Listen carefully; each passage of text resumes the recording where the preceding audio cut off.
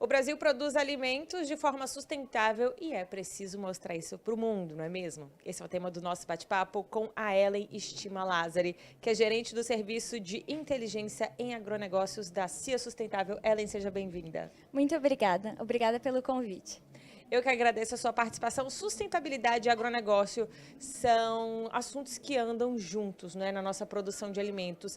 Afinal, Ellen, o nosso produtor, de modo geral, ele já adota protocolos de sustentabilidade, ele já preserva o meio ambiente? Sim, com certeza. A gente tem que desmistificar que a produção agropecuária, ela não é o contrário de conservação e nem de produção sustentável. Hoje a gente já tem no Brasil uma produção muito sustentável, quando a gente fala principalmente em pecuária, é uma pecuária baseada a pasto, e quando esses pastos bem manejados, eles têm um grande potencial de sequestrar carbono. Então, que entra a grande temática de créditos de carbono, né, falando em monetização da sustentabilidade. A importância, claro, dessas propriedades serem bem conduzidas, né, com manejo adequado do pasto, integração lavoura-pecuária, plantio direto, que são entendidas como práticas sustentáveis e já são realizadas há muito tempo aqui no Brasil. Então, hoje chegou a vez realmente de valorizar os produtores que já realizam essas práticas.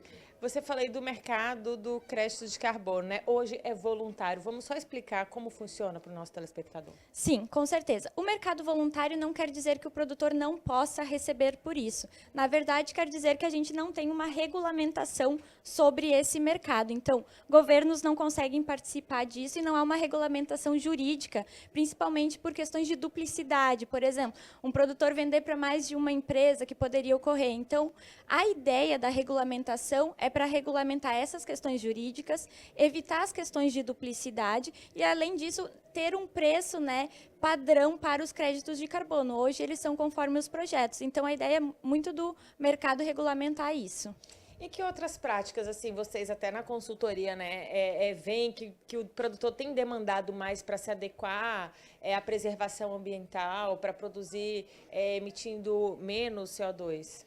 Hoje, principalmente, o foco está em manejo adequado das pastagens e recuperação das pastagens degradadas. E por que o mundo fala isso? O maior percentual de uso da terra no mundo e no Brasil é com pastagens. Então, é importante que a gente tenha essas pastagens bem manejadas, porque aí elas estarão sequestrando carbono. Pastagens degradadas já tem dados que elas emitem carbono, então a gente tem que ter cuidado muito com isso. Então, os produtores rurais nos recorrem tanto nas consultorias a campo como as empresas para entender como esse manejo pode ser feito de forma mais adequada.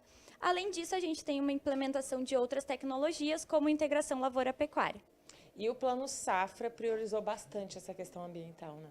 Isso, é legal de falar que o movimento do mercado de crédito de carbono, quando a gente fala para alguns produtores, mas eu não consigo ganhar amanhã por isso, mas esse mercado está fazendo com que acelere essa agenda, e um movimento muito importante que aconteceu a nível de Brasil foi o lançamento do Plano Safra 23-24, que evidenciou que o produtor rural que for usar aquele crédito para implementar uma prática sustentável, ele vai ter desconto no acesso a esse crédito. Então, o que a gente está falando?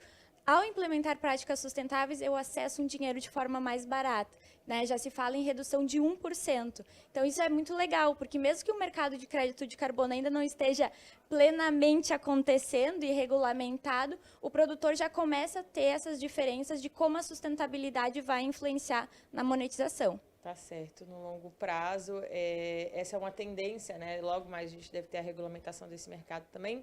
Ellen, o que a gente precisa mostrar para a sociedade a respeito do nosso agronegócio? A nossa legislação ambiental é uma das mais rígidas do mundo, né?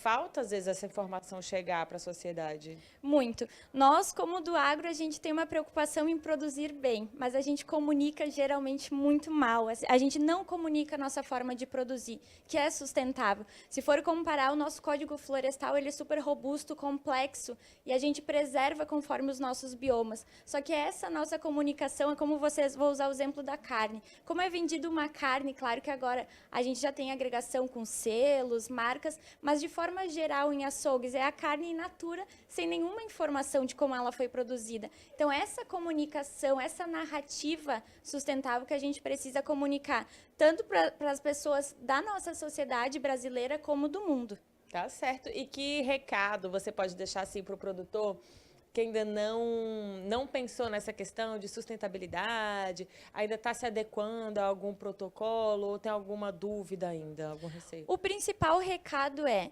se preocupe em produzir bem, implementando essas práticas. São práticas que a gente já realiza há muito tempo. Esse mercado da sustentabilidade ele vai vir como uma consequência. O principal foco do produtor rural tem que ser em produzir bem, ter boas produtividades com os recursos naturais que tem. Como consequência, vai vir esse mercado, a cadeia como um todo também tem que se preocupar com isso. E cada ator tem o seu papel nisso. O do produtor é produzir de forma sustentável.